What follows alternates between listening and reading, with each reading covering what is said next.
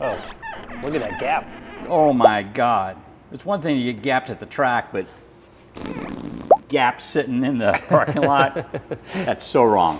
Welcome to VTEC Academy. You're about to get schooled. VTEC Academy is Honda Performance.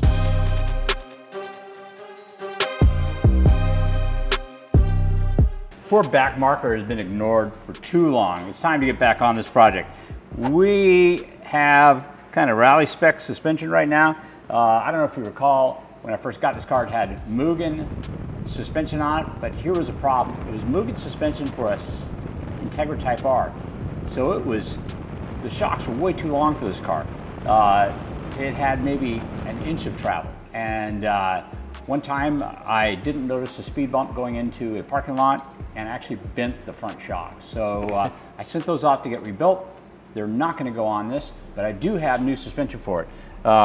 Currently right now it's on some EG stuff because that's all I had sitting around, so that's why it looks like it's ready to go out and compete in Paris-Dakar race. But what we're gonna do right now is I have Progress's latest iteration of their EF suspension for this car. Here we go. Let's see what we got. Nice. Got a rear shock? Some hardware. Hardware? Cool. Nice, nice.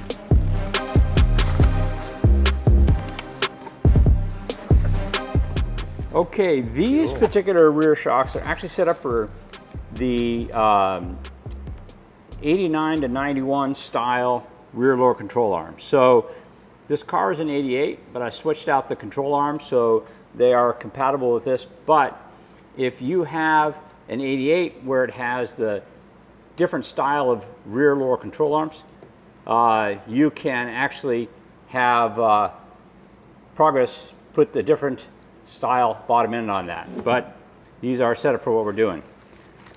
There's a nice handy little rubber stopper over these. Oh, it's screwed on. That's why I'm like trying to figure out how to get it off. Let's take it off. These are adjustable. Progress now has adjustable shocks, and this is their newest iteration of the adjustable shock. So this car is going to be ready for the track. Cool. Should have some springs in there as well. We're going to be running 450 square is what we're going to be running on these. Cool.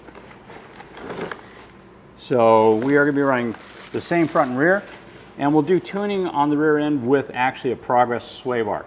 We have a Progress sway bar on one of the other cars. It's going to come off that and go on this car right here.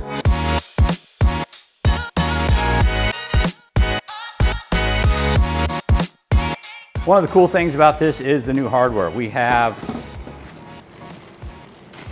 for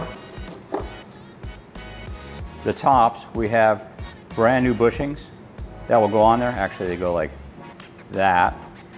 We have new washers. This tapered one is the one that goes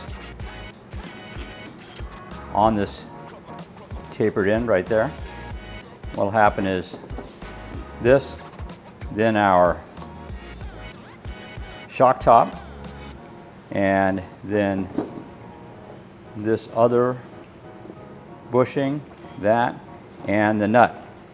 And looks like the nut is set up for, oh, totally forgot, bump stop. That goes on first. Depending on how low you have your car, you may want to trim this bump stop. What winds up happening is this is a progressive bump stop, and as soon as it starts to compress, it ups the spring rate. So basically, as you get closer and closer to full compression, your spring rate goes up dramatically. So, but this is also to protect the shock so that this part doesn't go crashing into the car. So this bump stop can actually be used to help tune your suspension. If you're running real low, you may want to trim it down a little bit shorter. That way it's not raising your spring rate too soon. Looks like we have some other hardware here. I think I'll look on the, oh, here we go. It's new through bolt. Yeah, probably, these are through bolts. Yeah, you're exactly right. Through bolts for that with stove nuts so they don't back off. These are for adjusting the coilover perches. And then these plates go on the front shocks, and they are for the purpose of the brake lines, to hold the brake lines in position. So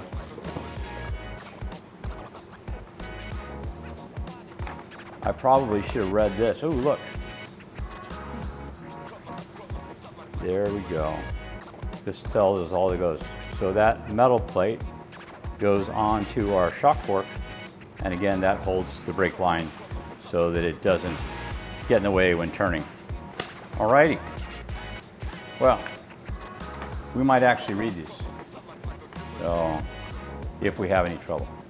All right, let's get this up in the air, start pulling it apart.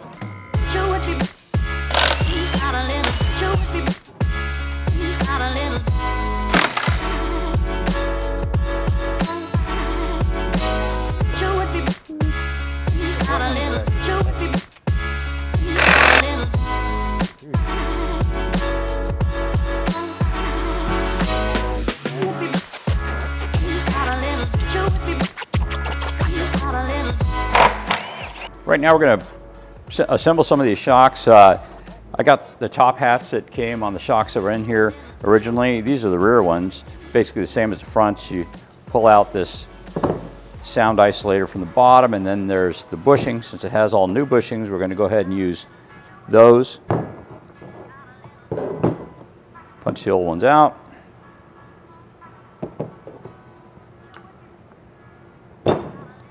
And we'll punch the new ones in. You would think that the taper goes down in the hole, but that's not how it works. The taper actually sits up. It's going to get compressed by this washer when it all gets tightened down. So anyway, out with the old. And let's assemble a new one. So again, taper up. There's a sleeve that goes in.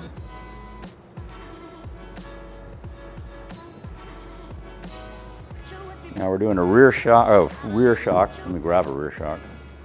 A rear shock. These go on the top. The springs drop all the way down onto this perch down here. We're going to actually shorten them a little bit so it's easy to put the top on. The locking bolt here is 3/16.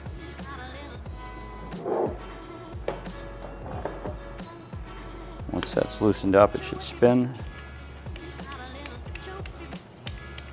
Spin it down. Next, we're going to put on the bump stop. Now, for the rear, we need to trim this. So the instructions say cut off this first one.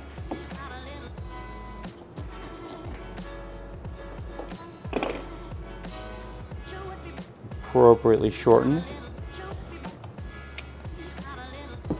Press it down onto the shock. Okay.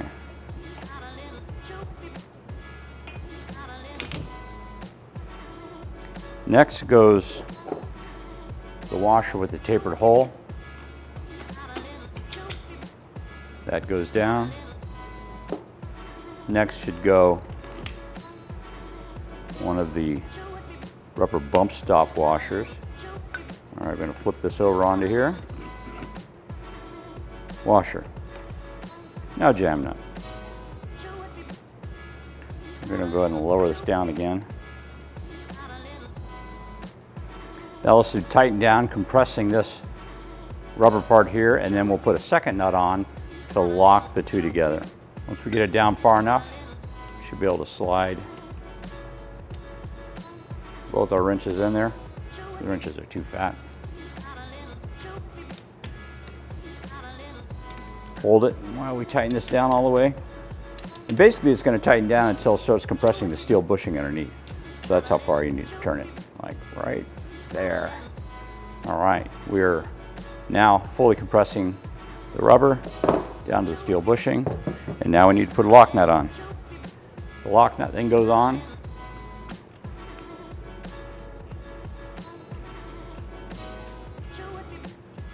So this is really thin, but luckily they gave you this little tool that goes on there and allows you to hold the nut so that you can lock it in place. All right, one rear shock built. Basically the procedure is the same for the other shocks. The only difference is some of them go up front, some of them go in the back.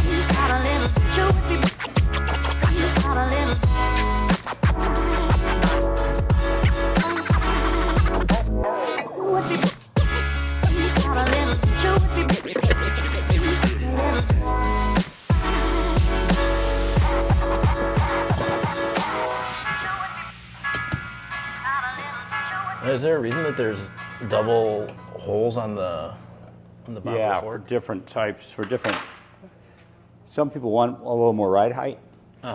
This actually, I can be lower and get more suspension travel. Yeah. I think for sure, though, it's going to be way better than that bent Mugen suspension. That was just, because it's got travel now. you look like a Formula One car just porpoising. Dude, Your bump stop was your yeah, spring. it was horrible. So this front suspension should go on pretty easily, right? Hey, we ran into a problem. What's wrong? This is EG suspension. I don't know if you can see the difference in diameters on these two, but because somebody had put Integra Type R suspension on, they changed the forks. The forks are meant to fit this larger bodied shock, so they fit snugly on there, but on the EF, Oh man, not so much. like a hot dog down the hallway. Like a hot dog down the hallway, like a stick in a bucket. Is that a saying? Well, like a stir stick, you know, like when you're painting. Anyway, I usually use that to refer to a loose shifter or other things. But in this case, it's appropriate here. So anyway, Going on a treasure hunt? going on a treasure hunt. So we need to go see if we have any EF forks on any of the vehicles that are going to be easy to pull off. I know I have them on two of the cars, but both those cars would have to be disassembled in order to get it off. So. Ryan, what did we find? It appears I already solved the problem. Found them, threw them in the back of the car. Totally forgot I did that. That means we don't have to leave the air conditioning. We do not.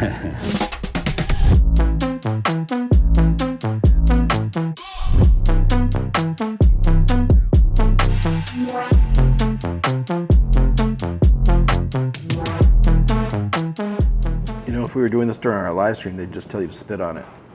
I know.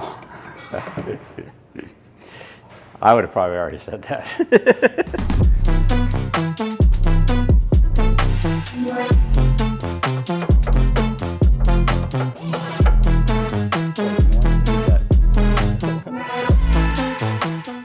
spacers are for some of the control arms. Oh, but we didn't need it for. We didn't need it for ours.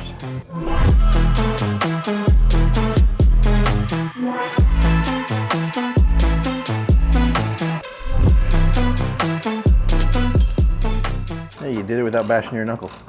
Yeah. I always No blood yet. On those lower, that through bolt, I always seem to hit something.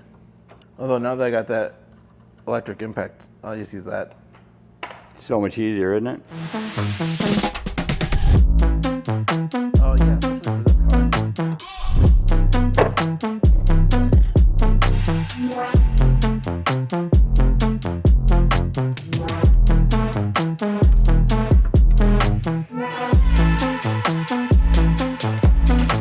See, it was almost tight.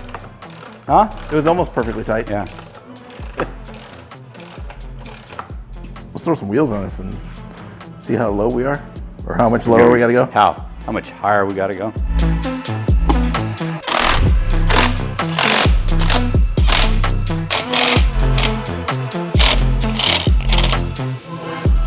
See, do we need the wood?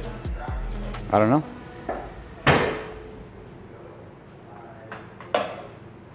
We might at some point. That front is still super high. So is the back. So Must be the beefier springs, eh? not necessarily. So it could be because the tires go like this when you jack it up in the air. So when you go down, there's friction on the ground. So we'll roll it and see where they settle to. But then we can take these spacers out, hopefully get underneath it, and work the spring until we get it where we want it.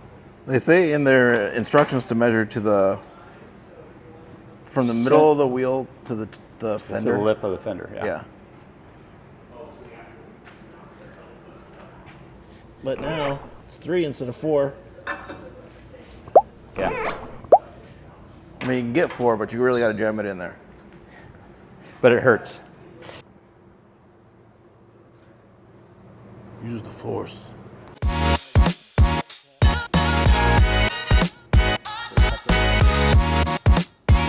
12. I don't know. How do you feel about 12 right there?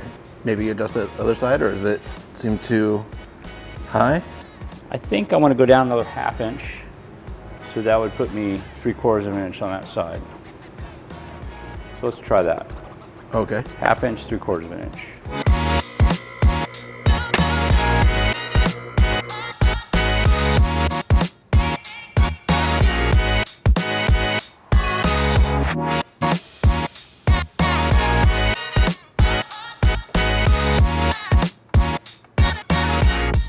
Let's see what it looks like now. So what do you think about twinning? Twinning. Yeah, like wearing the same shirt and same kind of shorts. I didn't wear black socks, but I did wear black shoes. So we're good. we didn't wear a hat. We got a uniform around I here. didn't wear a hat.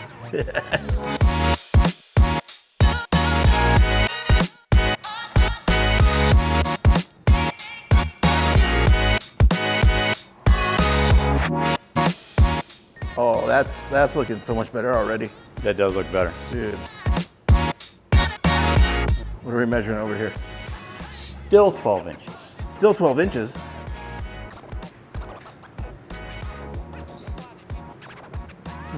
See what the front end. The front end's definitely lower though. Oh yeah, for sure. 12 inches. A little less than 12 inches. Probably go up a, That looks perfect on. or go from that down. side. Go down one on the other side. Under 12 by a full 1/4 inch. So we need. That's why this side looks better. This side's lower than that side. So this If was I get 12. a passenger and a rear right passenger, I think we're fine. If you're sitting on this side and I sit on that side, you're golden. Yeah. So how much do we got to go down on this side, do you think? Probably a turn, a full turn, maybe a turn and a half, maybe 2 turns max. This one, probably about 3 turns. So, alrighty.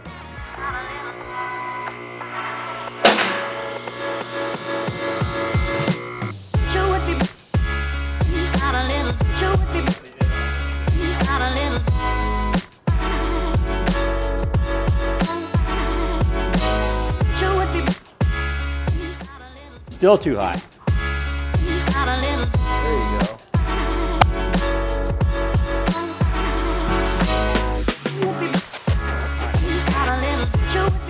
Too much. It went down too much? No, it's fine. I'm kidding. Oh. Yay. We're good.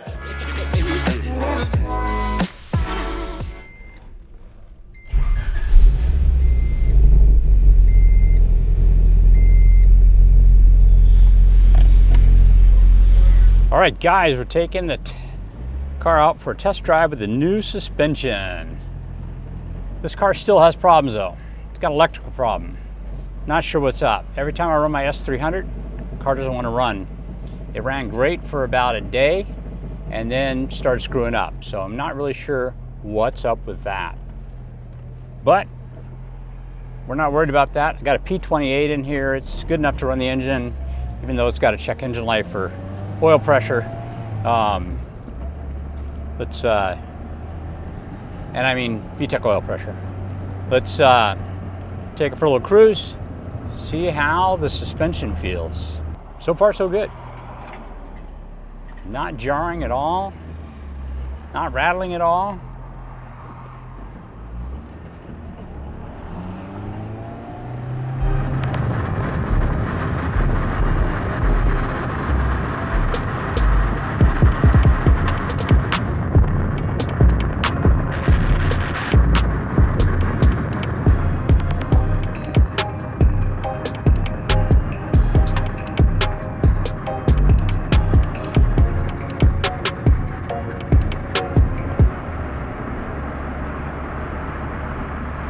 It actually drives really nice. I have zero power.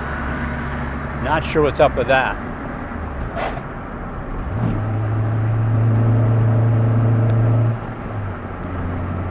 That's so weird.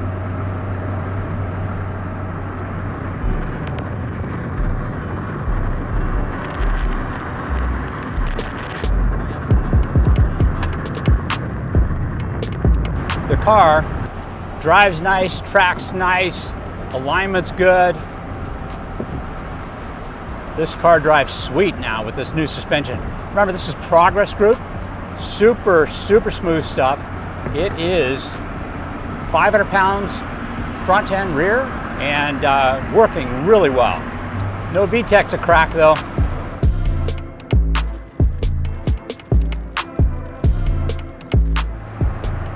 So nice.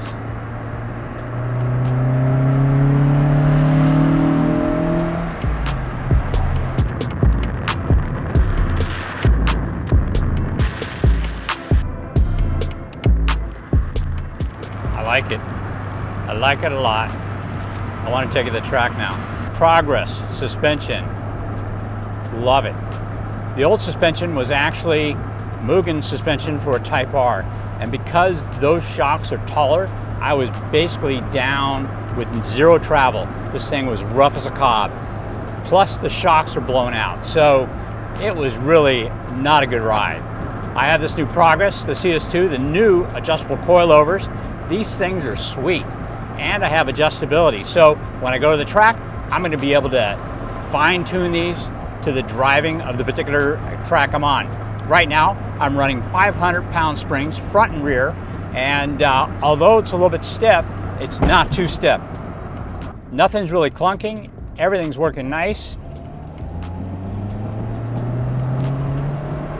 The car corners like a frickin' skateboard, love it. It stays low and mean, and it's got plenty of suspension travel now. These shocks, of course, are shorter than what comes on EG or EK, so they're the right length, and with the new adjustable coilovers, they're gonna be good on the track too. Shoot, I feel like I'm one step closer to being able to drive this thing around. So close, I can taste it. I still got a problem though. I went kind of cheap when I did the wiring. I, of course, converted the stock harness over to OBD1 plus VTEC and port injection. But in order to connect the ECU, I bought a cheap ass piece of shit Amazon adapter harness. Immediately found some problems with those, fixed them, but apparently there's other problems too. This thing is still a cheap piece of adapter harness, and it's giving me fits. So next episode, I'm going to try and work that out, figure out how to get around that, and make sure this car drives the way it should. Anyway, guys, thanks a lot for joining us here on another episode of VTEC Academy. By the way, huge shout out to Progress for providing me with their new coilover suspension that's adjustable. I love it. It drives super smooth, and I just basically put it in the mid-range. We'll do some actual on-track tuning of the suspension when we get out to the track after I fix the electrical problem. Anyway, guys, thanks a lot for joining us on another episode of VTEC Academy. Please think about liking and subscribing, and we'll catch you next time. Thanks.